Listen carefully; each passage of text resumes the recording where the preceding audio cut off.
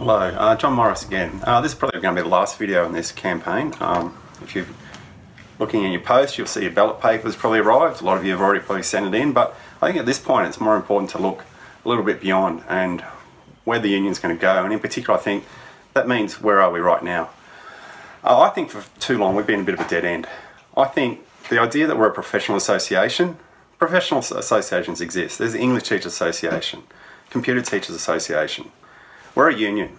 We're actually about collective industrial action. We're about collective power. There is no steady state, I don't think. Just at the State Council recently, it's becoming clear that unfortunately I think the current leadership is going to transfer to the next leadership after this vote negotiations for salaries which don't even challenge the government's 2.5%. I think that's become increasingly clear. They say they want to deal with workload, which is fair enough. Teachers worry about workload, but I don't think there is a steady state out there. We don't have a government that's going to go, oh, okay, if you settle for our 2.5, we'll be nice to you about workload. It just doesn't work that way. The other side does not respect professionalism. What the other side actually respects is power. And we've seen this power game playing out. The last fortnight, the Liberals have started to fall apart. They've been winged on the last two elections. I think now's the time to actually act with other unions, act with Unions New South Wales to win on some issues. And I think a really good example of that was the Liberal government did try to come and attack our long service leave provisions. Unions New South Wales acted together, quashed it.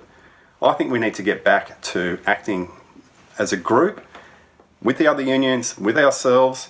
We're the largest union in New South Wales. If we actually mobilised, I think we can pull other people in. We shouldn't be waiting for other people. Other unions do want to do things. We need to do what we can. The PSA had a fantastic win, in particular, bringing support staff at public preschools. Nearly 30% wage rises, 10% a year for the next 3 years. Now, we may not get exactly that, but if we put our hands up for 2.5%, if we do what the government's saying, that's what's going to exist. And just putting it up, what someone else says, doesn't gain respect, doesn't mean you have the capacity to reduce workload. You've actually got to break the 2.5. You've got to act collectively as a union and realise what unions are about. Unions are actually about, and the word's okay, unions are about power, not professionalism. It's power, collective action. That's how we're going to break the 2.5, have the capacity to reduce workload, and have respect.